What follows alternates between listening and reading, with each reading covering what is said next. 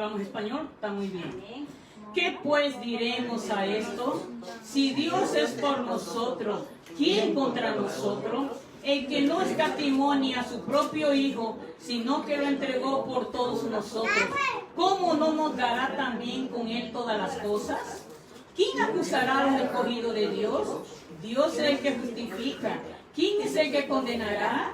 Cristo es el que murió, más aún el que también resucitó, el que además está a la diestra de Dios, el que también intercede por nosotros. ¿Quién nos separará del amor de Cristo? Tribulación o angustia, persecución o hambre, o desnudez, o peligro o espada, como está escrito, por causa de ti somos muertos todo el tiempo. Somos contados como ovejas de matadero. Antes en todas estas cosas somos más que vencedores por medio de aquel que nos amó. Por lo cual estoy seguro que ni la muerte, ni la vida, ni ángeles, ni principados, ni potestades, ni lo presente, ni lo porvenir, ni lo alto, ni lo profundo, ni ninguna otra cosa creada nos podrá separar del amor de Dios que es en Cristo Jesús, Señor nuestro. Vamos a inclinar nuestro rostro. Padre querido, la palabra que tú querías, Señor, está siendo expuesta, Señor. Yo sé que soy un vaso frágil, Señor, soy polvo, pero ese polvo yo quiero que usted use en esta mañana, para que usted traiga vida, Señor, para que usted traiga esperanza, para que usted traiga un renuevo a cada corazón, Señor. Sabemos que tu palabra es espada, Señor, porque penetra hasta el fondo del alma. Ella discierne los pensamientos humanos, entra por las médulas. Ella quebranta el alma, quebranta todo el ser, Señor. Yo sé que tu palabra es poder, Señor, y aquí nadie va a salir como entró. Tú vas a llenar a cada uno, Señor. Tú vas a operar conforme tú quieres, Señor, y vas a hablar conforme tú quieres también, Señor. A ti sea toda la gloria, toda la honra, y cada potestad, cada principado, cada legión, cada demonio que venga a interrumpir las mentes, que venga a distraer, sea amarrado, sea destruido y lanzado al abismo en nombre de Jesucristo. Pueden tomar sus asientos, mis queridos hermanos. Este mensaje que le vamos a hablar en esta mañana le he titulado Las pruebas y la seguridad del amor de Dios. ¿Cuántos pasamos luchas? ¿Cuántos pasamos pruebas? ¿No es verdad? Pero es interesante, mis hermanos, esta carta de Romanos me llamó mucho la atención. Es como le dije a los hermanos, que la palabra de Dios siempre se renueva día a día. La palabra de Dios cada vez se la puedes leer 1000 veces, y las 1000 veces Dios va a hablar 1000 veces contigo.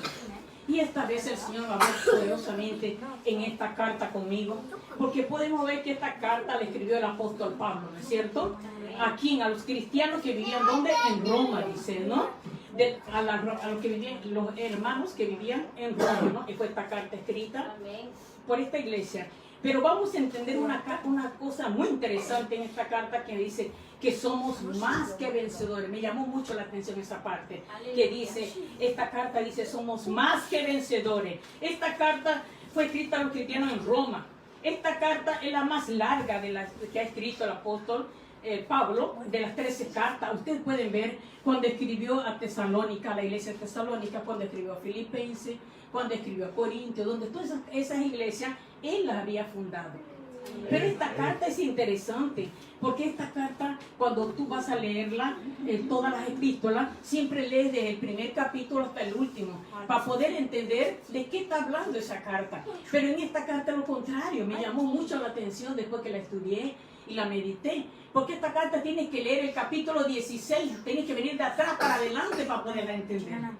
Y me llamó la atención bastante al entrar, porque él no, y otra cosa que quería hablar, por ejemplo, Pablo no fue el fundador de la iglesia en Roma. Y cuando escribe a los, como les dije, cuando escribe a las otras cartas, él porque la fundó, pero en esta carta, ¿sabe que en esta carta quiénes fueron los que fundaron? Esta iglesia fue fundada por anónimos, aquellos que no tenían nombres, pero eran llenos del Espíritu Santo y predicaban el Evangelio. Eran hombres que no paraban de hablar y del Señor, y estaban repletos del Espíritu Santo. Fueron estos hombres que iban trabajando y sembrando la semilla del Evangelio de Jesús. Y lo más importante que llega a ser es que el apóstol Pablo llega a ser el padre espiritual de esta iglesia. de esta iglesia. Y es retratado en el capítulo 16, como les explicaban, que en esta carta es bien diferente a las otras cartas que tenemos que leer del 16 para atrás. Pero esa iglesia, ¿por qué? En el capítulo es donde Pablo expresa el deseo de ir para España. Porque estaba yendo a España y quería visitar a los hermanos en Roma. Y ahí conocieron las iglesias y a los cristianos de aquella iglesia. Fue en el capítulo 16 donde Pablo va a citar a algunos compañeros, compañeras que él había predicado y estaban también en ese lugar predicando el evangelio, ¿no es cierto? En Roma, ¿no? Muchos de estos fueron ganados por Pablo, discípulos de Pablo, ministrados por Pablo. Pablo era a través de estos hombres y mujeres. Es así que él vino a tener el vínculo con esta iglesia de Roma, que él quería conocerla. Otra cosa interesante en el capítulo 6 vamos a ver es que esta iglesia llega a tener fue creciendo de tal manera que llega a tener 5 puntos de predicaciones. 5 lugares que se predicaban, porque fue creciendo. Y eran llamadas, como decimos, iglesias o templos, ¿no? Como llamamos ahora. Pero vamos a analizar el versículo por versículo y analizamos que encontramos 15 veces que la iglesia que está en tu casa. No sé si cuando usted ha leído en la palabra del Señor, muchas veces usted lee y dice, y la iglesia que estaba en tu casa. En la iglesia que estaba en tu casa, siempre está hablando, ¿no es cierto? ¿Pero por qué? Porque hasta el segundo siglo, en la era cristiana, los cristianos no se reunían en templos. No había una idea de templo. Los cristianos se reunían en casas. Y esas casas pasaron a ser conocidas como casas, templos, casas. Solamente en el tercer siglo ya la iglesia vino al estado. Ahí comenzó a ver como vemos ahora, como nuestra iglesia, como estamos ahora. En esa época ya vino. Si usted estudia cuidadosamente, va a ver que va a hallar que en Roma la iglesia estaba creciendo, que habían 5, como les dije, 5 lugares que estaban en las casas. Pablo vio la necesidad de apacentar esta iglesia, de cuidar esta iglesia, de cuidar a los miembros de la iglesia. Él fue el padre espiritual de esta iglesia. Y todos los capítulos componen lo que escribió Pablo. Yo especialmente en particular me gusta mucho el capítulo 8, que es lo que hemos leído hoy día, que aquí vemos donde Pablo desafía a los enemigos visibles y a lo invisible. Y nos hace abrir los ojos para poder entender en este capítulo. Porque dice, si Dios es por nosotros, ¿quién contra nosotros? Pablo dice, es que Dios, ¿quién justifica? Pablo es el que dice que Dios entregó a su Hijo. Pablo dice que en todas estas cosas somos más que vencedores. Pablo dice que nada nos va a separar del amor de Cristo. Aleluya. Cuando vamos estudiando, vemos esa palabra que dice, antes de todas estas cosas, somos más que vencedores. Si tú no das un gloria a Dios, pues estás mal, hermano. Acuerda, levanta, da gloria a Dios, porque Dios te está hablando en esta mañana y te está hablando de una forma misteriosa. Te está hablando que tú eres más que vencedor. Ahí va la historia, porque está diciendo que estas cosas somos más que vencedores. Esa palabra porén viene o esa palabra en español sería antes, que es una palabra que no viene del griego, viene del latín, que quiere decir historia que no para, historia que sigue. Aleluya. Historia que va, historia que no va a tener fin. Amén. Antes, en todas estas cosas que voy a traducir, la lucha va a llegar, mi hermano, la persecución va a llegar, pero la victoria va a llegar también. La angustia va a llegar. Pablo está diciendo, antes tú no vas a perder. Antes tú vas a tener victoria. Antes Dios está con nosotros. Ahora ya entendemos por qué la palabra antes. En todas estas cosas somos más que vencedores. En el versículo 37 no dice más. Ese más no quiere decir una cosa pequeña, es demasiado grande, lo que es más. Entonces, es una palabra larga. Cuando Pablo escribe vencedores, ese quiere decir que somos más que vencedores. No somos vencedores solamente, simplemente vencedores. Amén. Y esta viene de una palabra que me llamó la atención, que es hipernicao. Hipernicao es una palabra griega, ¿no? ¿Qué quiere decir hiper? Hiper es algo muy grande. Por ejemplo, te voy a dar un ejemplo. Aquí en Sano, por ejemplo, hay supermercados. Hay muchos supermercados, pero siempre hay un hiper supermercado, el más grande. Hay farmacias también, pero hay una farmacia la más grande que hay, esa hiperfarmacia, ¿no es cierto? Es así que se está refiriendo Pablo en esta carta, que somos más que vencedores, que somos más, no es un poco de vencedor, somos demasiado bendecidos, dice, ¿no? Es por eso que él nos habla de esta palabra, ¿no? Hiper es lo más grande, es todo el mundo que lo quiere ver, porque en esos supermercados, en esos donde tú vas y son demasiado grandes, todo lo quiere ver. Es así que Dios quiere verte a ti también, más que vencedor. Tú no naciste para ser derrotado, tú naciste para ser victorioso en Cristo Jesús. Amén. Pablo está diciendo, ustedes son más que vencedores. Ustedes vencieron, son vencedores. Ustedes no vencieron derrotados.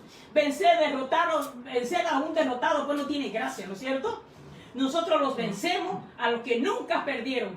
Cuando se fueron contra tu familia, cuando se fueron contra tu vida, cuando se fueron contra tu iglesia, cuando se fueron contra tu ministerio, pues no van a vencer. Porque tú eres más que vencedor. Y el otro vocablo que dije, hipercao, ese cao que Pablo utiliza es para victoria. ¿Sabían que en los tiempos de Roma, en el tiempo griego, había una diosa que se llamaba Nike, y era la diosa de la victoria? Por eso siempre todos los luchadores de Roma que iban a luchar invocaban siempre esa victoria en esa diosa, ¿no? Por eso los soldados eran buenos para la espada en España. No sé si se recuerdan, los españoles tenían había muchos, los mejores ejércitos, la mejor estrategia, pero quien en aquel tiempo era llamado, en ese entonces, ¿quién gobernaba? Gobernaba Nero. Nero era uno que gobernó y tenía un gran ejército en Roma. Habrán visto en películas, habrán visto en muchos lugares cuando escuchan de Nero, porque es conocido. Pero nadie lo ganaba, porque revolucionaba, causaba, tenía generales, guardias, guerra. Ellos adoraban a esa diosa Nike, que le llamaban la diosa de la victoria, pidiendo que esté con ellos siempre. Pero mire lo que Pablo viene ya y les enseña a los hermanos cuando llega a Roma. Él llega y le dice a los hermanos, nosotros vamos a ser diferentes. No vamos a hacer como ellos invocan a esa diosa para tener victoria. Nosotros vamos a invocar y vamos a orar al Dios verdadero, al Dios que es de la victoria, le dice, ¿no? Ese es el general de los generales. Con ese vamos a tener victoria. Y así comienza por esa carta interesante, porque ahí comienza a hablarle, no, ustedes no van a adorar a esos ídolos, ustedes van a adorar al Dios verdadero, aquel que nos va a dar la victoria, aquel que somos más que victoriosos. Y es por eso que escribe esta carta tan interesante que nos llega. Y ahí donde dice, este general de generales aquí, nosotros confiamos, le dice Pablo, nunca perdió una batalla. Quiero que levante usted su mano y diga también, yo soy un victorioso. Levante la mano de su hermano, dígale, tú eres victoriosa, tú eres victoriosa, tú eres más que victoriosa. Tú vas a explodir, todos los enemigos que se levanten contra ti van a caer por tierra, dice el Señor. Toda guerra, dice, yo soy más que vencedora. Diga, yo soy más que vencedora en Cristo Jesús. Agarra la mano de tu hermano y tú eres más que vencedora. Tú eres más que vencedor. Pablo nos está diciendo a la iglesia, la iglesia es vencedora, tú eres vencedor, tu familia es vencedora, todo lo que hagas prosperará, todo enemigo que se levante contra tu vida va a caer, no prosperará, porque tú estarás con tus hijos, tú has prometido estar con nosotros. Yo quiero que cada uno salga de este culto alabando y glorificando al Señor, no sintiéndose derrotado, no sintiendo más.